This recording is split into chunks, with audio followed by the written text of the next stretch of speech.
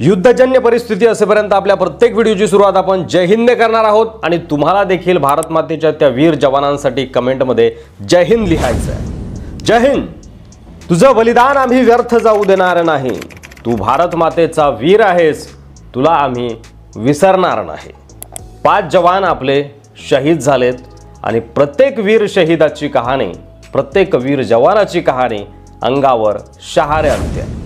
मी काल रात्री त्यांच्याशी बोलले होते। त्यांनी मला रात्री 12 वाजता फोन करण्याचं वचन दिलं होतं। मी रात्रभर त्यांच्या फोनची वाट पाहिली, पण त्यांचा फोन आलाच नाही। मी त्यांची आतुरतेने वाट पाहत राहिली। हे शब्द आहेत शहीद दिनेश कुमार यांच्या पत्नीचे आणि त्यांची आई म्हणते की माझा मुलगा शहीद झालाय, त्याचा लहान भाऊ सुद्धा सैन्यातच कार्यरत आहे। जर ते दोघेही देशासाठी शहीद झाले तरी मी सुद्धा स्वतः देशासाठी बलिदान देईल। मी लोकांना आवाहन करते की त्यांनी आपल्या मुलांना सैन्यात पाठवावं, मला त्यांचा अभिमान आहे। पहाटेचे 6 वाजले होते। कुपवाड्याच्या कर्नाह सेक्टरमध्ये वातावरण शांत होतं। डोंगरावरून धुकं हळूहळू खाली सरकत होतं। गावातली लोक आपल्या घरात होती आणि भारतीय जवान त्याच गावाच्या संरक्षणासाठी आपलं आयुष्य घेऊन उभे होते। त्यांच्यापैकी एक होता दिनेश कुमार, एका मध्यमवर्गीय कुटुंबातून आलेला, देश सेवेसाठी सीमेवर सज्ज असलेला। मग अचानक शांततेत एक विस्फोटक आवाज घुमला। सीमेपलीकडून पाकिस्तानी सैन्यानं गोळीबार सुरू केला होता। गोळ्यांचा पाऊस गावावर पडू लागला, घरं उद्ध्वस्त होऊ लागली आणि हे केवळ सीमेवरचं युद्ध नव्हतं। पाकिस्ताननं थेट निष्पाप नागरिकांवर गोळ्या झाडणं सुरू केलं होतं, घरं उद्ध्वस्त करणं सुरू केलं होतं। आणि त्यावेळी दिनेश कुमार आणि त्याच्या सहकाऱ्यांनी मोर्चा सांभाळला, गावकऱ्यांना सुरक्षित स्थळी हलवलं, त्यांचं रक्षण करणं हे काम त्यांनी जीवाची बाजी लावून केलं। पण त्याच वेळी एक गोळी दिनेशचं काळीज भेदून गेली आणि दिनेश कुमार जमिनीवर कोसळले। त्याने अखेरचा श्वास घेतला, पण शेवटच्या श्वासापर्यंत भारत मातेच्या रक्षणासाठी ते लढत राहिले। 22 एप्रिल 2025 पहलगाम, एक सुंदर आणि निसर्गरम्य ठिकाण, पण त्या दिवशी तिथं नापाक मनसुबे आणि गोळ्यांचा आवाज होता। त्या दिवशी देश एका जवानाला गमावतो। नाव शुभम, एक वीर, एक सुपुत्र आणि एका स्त्रीचा आधार।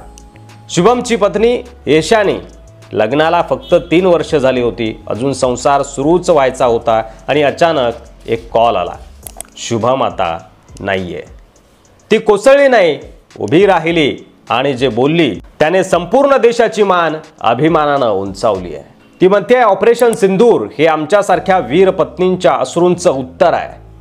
ज्यांनी शुभम सारखे पती गमावले, आमचं कुंकू आता फक्त एक सौंदर्य चिन्ह नाही, ते आमच्या पतीच्या बलिदानाचं प्रतीक आहे, शौर्याचं आणि देशभक्तीचं व्रत आहे। ते शुभम गेला पण त्याचं शौर्य शिल्लक आहे। त्यांची पत्नी आता फक्त पत्नी नाही, ती एक वीर पत्नी आहे।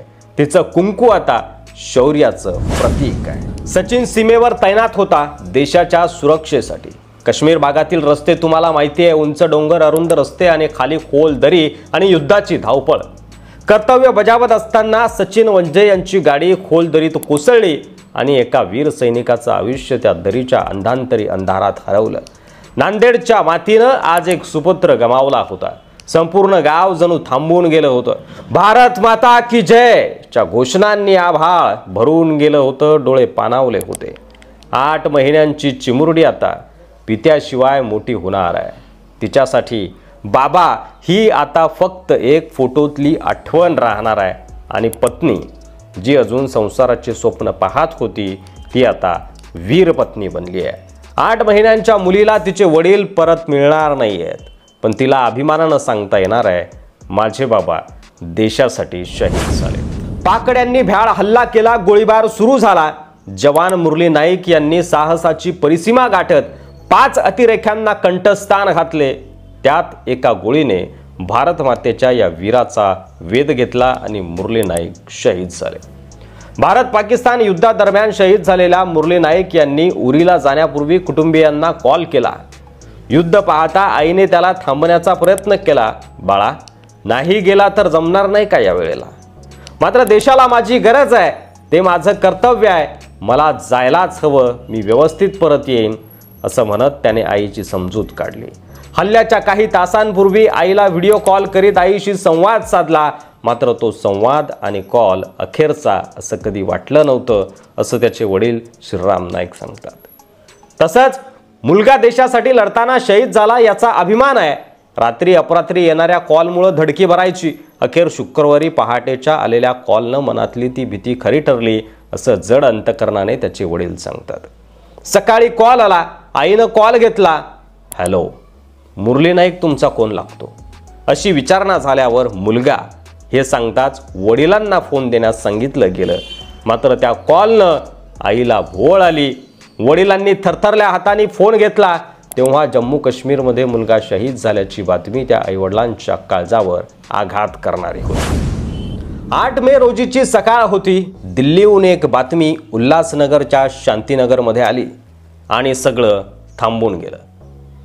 CISF मधील मेजर अनिल निकम आता आपल्यासोबत नव्हते. त्यांच्या पथ्यात त्यांची पत्नी, एक मुलगा, एक मुलगी, वृद्ध आई वडील आणि भाऊ असा मोठा परिवार आहे. परंतु त्या घरात आता त्यांचा आवाज, त्यांचं हास्य, त्यांच्या कर्तव्याच्या गोष्टी फक्त आठवणीत उरल्या आहेत. युद्ध हे केवळ युद्ध नसतं.